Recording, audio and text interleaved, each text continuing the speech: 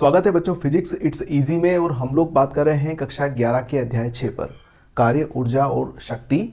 आज हम लोग बात करेंगे ऊर्जा के बारे में। इसके पिछले वीडियो में हमने कार्य के बारे में बात किया है। यदि आपने वो वीडियो नहीं देखा है तो डिस्क्रिप्शन में नीचे आपको लिंक मिल जाएगा। आप उस लिंक की सहायता से कार्य की परिभाषा, कार्य के प्रकार और कार्य से संबंधित विभिन्न बातें हम उसमें कर चुके हैं। तो आइए आज हम बात करते हैं ऊर्जा के बारे में। ऊर्जा क्या चीज़ है, सबसे पहला प्रश्न ये आता है। तो बहुत साधारण सी बात है कि यदि कोई वस्तु कार्य करती है तो उसमें ऊर्जा की आवश्यकता होती है। बिना ऊर्जा के हम कोई कार्य नहीं कर सकते। जैसे हम भोजन लेते हैं तो हम कार्य करते हैं। यदि हम भोजन लेना बंद कर देंगे तो धीरे धीरे हमारे कार्य करने की क्षमता भी कम होती जाएगी। वाहन के अंदर पेट्रोल खत्म हो जाएगा तो वो चलना बंद कर देगा। तो पेट्रोल उसे ऊर्जा प्रदान करता है और उस ऊर्जा से वह कार्य संपन्न करता है। हमारे घरों में आने वाली विद्युत यदि बाधित हो जाएगी, आना बंद हो जाएगी, तो हमारे विद्युत के जितने उपकरण हैं वो भी कार्य करना बंद कर देंगे। तो सीधे शब्दों में यदि कहा जाए ऊर्जा की परिभाषा, तो हम कह सकते हैं कि किसी भी वस्तु के कार्य करने की क्षमता को ऊर्जा कहते हैं। आप चाहें तो नोट कर लें इसे, किसी भी वस्तु के कार्य करने की क्षमता को ऊर्जा कहते हैं। अर्थात वस्तु तभी कार्य करेगी जब उसके अंदर ऊर्जा पाई जाएगी। तो ये तो हो गई ऊर्जा की परिभाषा। अब आइए हम बात कर लेते हैं ऊर्जा के विभिन्न स्वरूपों पर।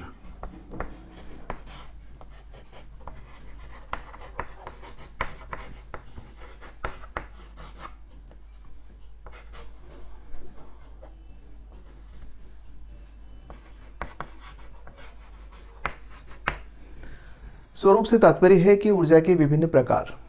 ऊर्जा अनेक प्रकार की है। जैसे उदाहरण के लिए अगर हम बात करें तो विद्युत ऊर्जा एक प्रकार की ऊर्जा है। दूसरा ऊष्मा ऊर्जा, जिससे हमें गर्मी का एहसास होता है, ये एक ऊर्जा का स्वरूप हुआ। तीसरा प्रकाश ऊर्जा, इस ऊर्जा के प्रभाव से हम वस्तुओं को देख सकते हैं, अर्थात हमारी आंखें इस ऊर्जा के प्रति संवेदनशील होती हैं, तो प्रकाश ऊर्जा। चौथा अगर बात करें तो ध्वनि ऊर्जा।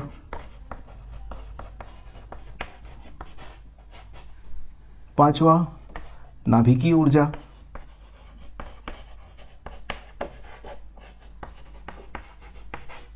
छठा रासायनिक ऊर्जा।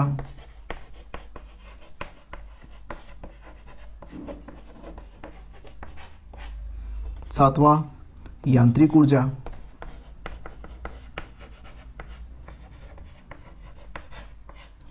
और आदि आदि। हम ऐसा नहीं कह रहे हैं कि ऊर्जा की ये रूप पूरे हो गए। हम और भी आगे बात कर सकते हैं कि ऊर्जा विभिन्न प्रकार की है, जिसमें विद्युत ऊर्जा हो गई, जिसे आप अच्छी तरह से जानते हैं, हमारे घरों में सप्लाई होती है। दूसरा, कई बार हम स्थिति के अंदर हम सेल लगाकर या बैटरी लगाकर भी विद्युत ऊर्जा की प्राप्ति करते हैं, तो वहाँ से भी हमें विद्युत धारा प्राप्त होती है। दूसरा ऊष्मा ऊर्जा। ऊष्मा ऊर्जा का उपयोग हम घरों में खाना बनाने के लिए करते हैं। गैस लाइटर से जलाएंगे तो ऊष्मा उत्पन्न होगी और उस ऊष्मा से खाना तैयार हो जाएगा। प्रकाश ऊर्जा, बल्ब लगाया है, उसी से प्रकाश हुआ और उस प्रकाश ऊर्जा से ही हम लाइटेड हो रहे हैं, या बोर्ड दिखाई दे रहा है आपको, तो ये कैमरा कार्य कर रहा है, तो ये प्रकाश ऊर्जा हुई। ध्वनि ऊर्जा, मैं बोल रहा हूँ, माइक्रोफोन उसको कैच कर रहा है और यह ध्वनि ऊर्जा के रूप में आप तक पहुँच रही है। नाभिकीय ऊर्जा, प्रत्येक पदार्थ के अंदर एक नाभिक पाया जाता है और उसमें असीम ऊर्जा होती है, बहुत बड़ी मात्रा में ऊर्जा पाई जाती है, जिसे नाभिकीय ऊर्जा कहते हैं। रासायनिक ऊर्जा, ये एक बहुत महत्वपूर्ण ऊर्जा है। हम भोजन करते हैं तो हमारे भोजन के अंदर रासायनिक ऊर्जा है।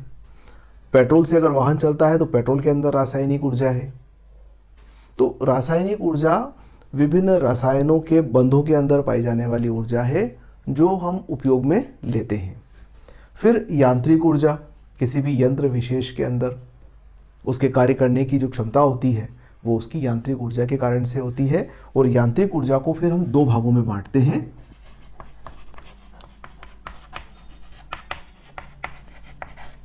एक होती है गतिज ऊर्जा और दूसरी होती है स्थितिज ऊर्जा।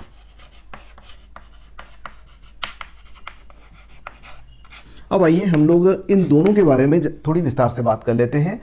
इनके बारे में बात समय आने पर की जाएगी।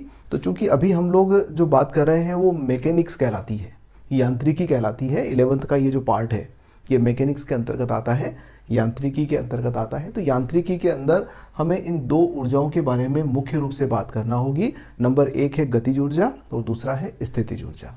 तो आइए सबसे पहले हम गतिज ऊर्जा की बात कर लेते हैं, जिसको इंग्लिश में काइनेटिक एनर्जी कहते हैं, के से प्रकट करते हैं। तो किसी भी वस्तु के अंदर उसकी गति विशेष के कारण से पाई जाने वाली ऊर्जा को गतिज ऊर्जा कहते हैं। यदि कोई वस्तु गतिशील है तो उसमें एक प्रकार की ऊर्जा है, वह ऊर्जा गतिज ऊर्जा कहलाएगी। जैसे बहते हुए पानी के ऊपर यदि हम कोई लकड़ी का टुकड़ा रख दें तो लकड़ी के टुकड़े को अपने साथ बहाकर ले जाएगा। तो पानी ने कार्य किया है उस लकड़ी के टुकड़े को अपने साथ ले जाने का। वो कार्य कब कर पाया? जब उसमें बहने की ऊर्जा है। तो उसकी जो गति है उसके अंदर वो गतिज ऊर्जा कहलाती है। यदि हम एक पत्थर उठाकर किसी कांच के ऊपर मार दें, कांच फूट जाएगा। तो कांच फूटा क्यों? क्योंकि पत्थर के अंदर एक प्रकार की ऊर्जा थी और वो उसकी गति के कारण से आई थी। अब आप एक पत्थर को ले जाकर कांच को अड़ा देंगे तो कांच नहीं फूटेगा, पर यदि आप फेंकेंगे तो फेंकने से क्या होगा? उसमें गति होगी और उस गति के कारण से उसमें ऊर्जा होगी और ये ऊर्जा जो कहलाएगी वो गतिज ऊर्जा कहलाएगी। गतिज ऊर्जा का एक बड़ा ही घातक प्रयोग है बंदूक की गोली के अंदर। तो बंदूक की गोली को जब तीव्र वेग से छोड़ा जाता है तो उसके सामने आने वाले किसी भी पदार्थ को तहस नहस कर सकती है। तो वो उसके अंदर पाई जाने वाली असीम गतिज ऊर्जा जो बहुत बड़ी मात्रा के अंदर होती है उसके कारण से वह संभव होता है। बहते हुए पानी के अंदर टरबाइन को लगाकर हम विद्युत ऊर्जा पैदा कर सकते हैं। यह बहते हुए पानी की गतिज ऊर्जा का उदाहरण हुआ। तो ये विभिन्न प्रकार की ऊर्जाएं हैं, गतिज ऊर्जाएं हैं, जिनके बारे में हमने बात किया। तो आइए अपन गतिज ऊर्जा का व्यंजक निकाल लेते हैं कि गतिज ऊर्जा का व्यंजक क्या है। तो माना कि एक वस्तु है जो प्रारंभ में विरामावस्था में है, यानी कि U का मान 0 है। हम इस वस्तु पर एक बल लगाते हैं F, और इस F बल के प्रभाव से वस्तु अपनी स्थिति में परिवर्तन करके और यहाँ आ जाती है। पहले वो A स्थिति में थी, अब वो B स्थिति में आ जाती हैं और इसका विस्थापन हो जाता है S। तो कार्य की परिभाषा कहती है कि किया गया कार्य W बराबर बल गुणित विस्थापन के बराबर होगा। बल F लगाया है, विस्थापन S उत्पन्न हुआ है, तो इतना कार्य होगा। और जो कार्य किया गया है यही कार्य गतिज ऊर्जा के रूप में संचित हो जाएगा, क्योंकि प्रारंभ में उसका वेग 0 है तो गतिज ऊर्जा 0 है, और S विस्थापन प्राप्त करने के बाद में माना कि उसका वेग बढ़कर V हो जाता है। तो हम एक काम करते हैं, गति का तृतीय समीकरण लिख लेते हैं। तो तृतीय समीकरण कहता है कि V वर्ग बराबर U वर्ग प्लस ट्वाइस AS, या फिर V वर्ग बराबर U वर्ग का मान 0 हो गया तो ये हो गया ट्वाइस AS। इसको यहीं छोड़ देते हैं, नंबर 1 दे देते हैं। अब हम ये भी जानते हैं कि बल बराबर होता है द्रव्यमान गुणित त्वरण, न्यूटन की गति का द्वितीय नियम। बल बराबर द्रव्यमान गुणित त्वरण।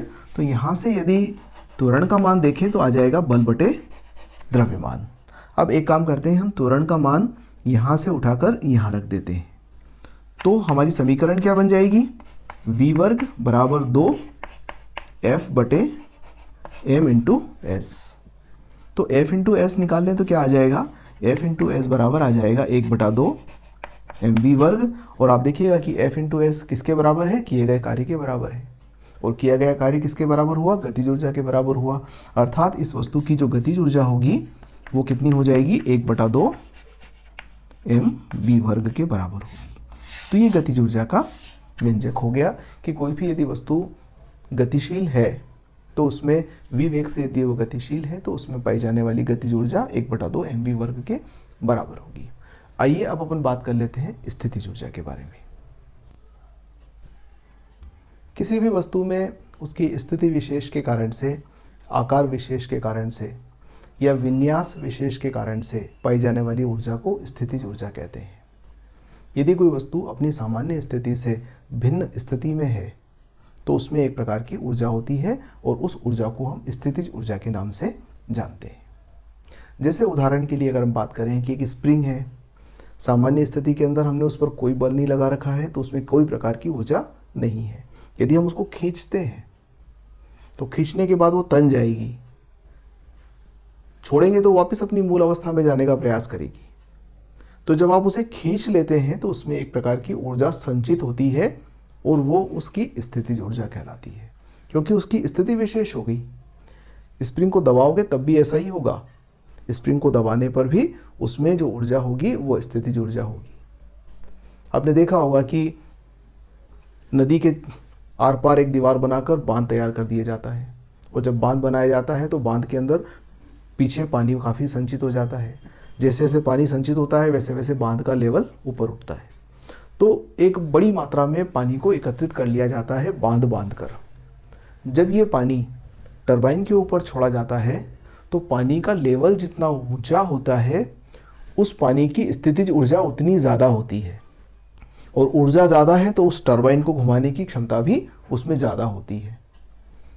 तो इस स्थिति के कारण से जो पानी उस टरबाइन के ऊपर आता है उसमें ऊर्जा है, और वो ऊर्जा उस टरबाइन को घुमाती है, और वो टरबाइन घूमता है तो विद्युत पैदा करता है। तो बांध के अंदर स्थितिज ऊर्जा के रूप में संचित ऊर्जा को विद्युत ऊर्जा में रूपांतरित किया जाता है। ये उसकी स्थिति विशेष के कारण से हुआ। हम किसी भी वस्तु को ऊपर उठाते हैं तो ऊपर उठाने में उसमें एक प्रकार की ऊर्जा संचित हो जाती है, ये इसकी स्थितिज ऊर्जा हुई। स्थितिज ऊर्जा के विभिन्न रूप हैं, तो इसके जो विभिन्न रूप हैं उस पर हम बात कर लेते हैं। नंबर 1 गुरुत्वीय स्थितिज ऊर्जा कहलाती है।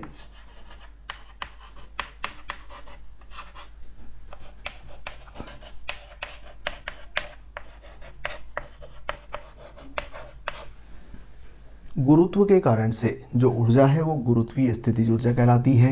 दूसरा अगर हम बात करें तो प्रत्यास्थ स्थितिज ऊर्जा,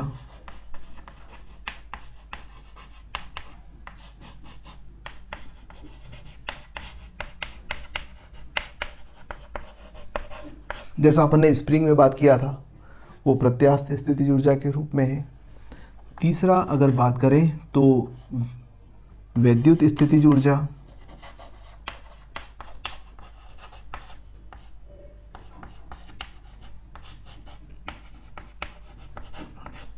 आवेशों का यदि निकाय है तो उस निकाय में एक प्रकार की ऊर्जा पाई जाती है, उसकी विद्युत स्थितिज ऊर्जा कहलाती है। इसी प्रकार से चुंबकीय स्थितिज ऊर्जा भी होती है।